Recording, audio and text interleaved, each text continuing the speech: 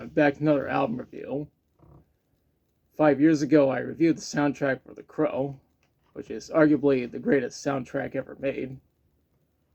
The film from '94 is a classic and has pretty much become a staple of gothic subculture. One interesting fact is that Chad Stahelski was Brandon Lee's body double for the remainder of the film. 20 years later is when he and David Leitch unleashed John Wick, but that's a different story. The Crow received 3 sequels plus a remake. The remake spent 16 years in development hell, and I refuse to watch it. I haven't watched the sequels either. Anyways, today's review is on the soundtrack for The Crow, City of Angels. The angry video game nerd called it the shitty sequel when he reviewed the video game that's based on the movie. And I'm all like, don't you mean the first shitty sequel? The executive producers were Jeff Most, Georgia Coney, and Graham Revell. The art direction was done by Tim Stedman and Todd Gallipo. The editing was done by Ron Bousted.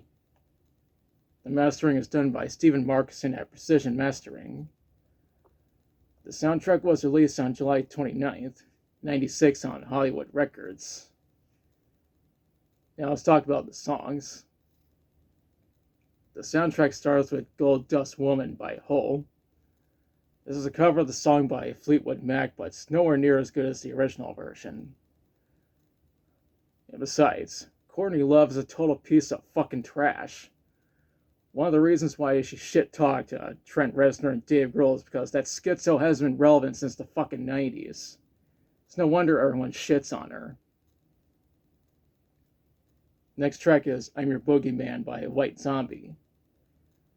The original version was made by Casey and the Sunshine Band, but this cover is superior in every way. After that is Duracidol by Filter. Filter was a relatively new band at the time, so it makes sense why they would get these guys to contribute to the soundtrack. Next up is Naked Cousin by PJ Harvey. I'm somewhat familiar with PJ Harvey since she's been featured on Beavis and Butthead. The producer known as Flood has worked with her.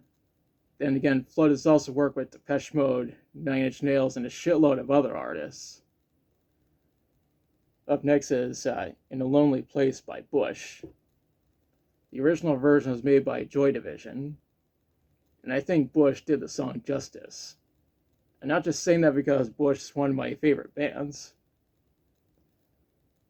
That's followed by Tonight is a Special Night by Tricky vs. Gravediggers.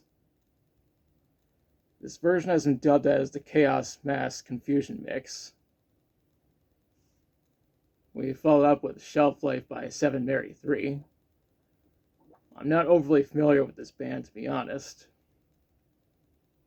Right after that is Knock Me Out by Linda Perry featuring Grace Slick. I'm somewhat familiar with Grace thanks to her work with Jefferson Airplane and Jefferson Starship. The following track is Paper Dress by Toadies.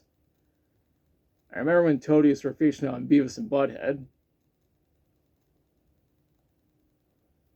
The track after that is Spit by N.Y. Loose. This is another artist I'm not really familiar with. What comes next is Sean Olsen by Korn. Korn's second album, Life is Peachy, was also released in '96, but the song wasn't included on the album. Granted, this won't be the last time Korn would contribute to a soundtrack. What follows is Teething by Deftones. This is a re-recorded version of a song from Deftones' demo album, Like Linus, from '93. Deftones actually had a cameo themselves in the movie, since there's one scene where they were playing this particular song. What comes after that is I Want to Be Your Dog by Iggy Pop. Now this is a cover of the song by the Stooges. Iggy Pop was actually a part of the film's cast. The second to last track is Lil Boots by Pet. Apparently Tyler Bates is one of the writers for this track. The soundtrack ends with City of Angels by Above the Law featuring Frost. It's unusual for a soundtrack featuring a bunch of rock and metal songs to end with a hip-hop song. To be fair, at least it didn't end it with any of that R&B shit. When researching the soundtrack, I read that it was number 8 on the Billboard 200. It was also certified platinum in America and gold in Canada. Now, the soundtrack looks like it received mixed reviews. AllMusic thought it was okay, but Sputnik Music didn't like it. Now for my thoughts. I think this is a pretty good soundtrack, but it's not up to par with its predecessor. Just to be clear, I have no plans for watching the Crow sequels, and I sure as hell am not going to watch the remake. The remake was a critical and financial failure, and even received 2 Razzie nominations.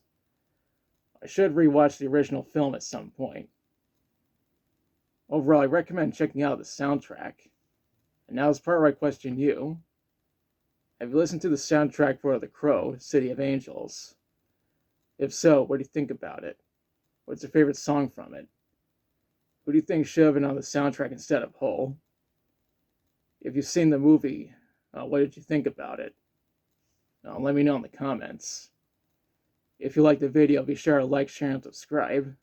Be sure to press the notification bell to notify of future videos.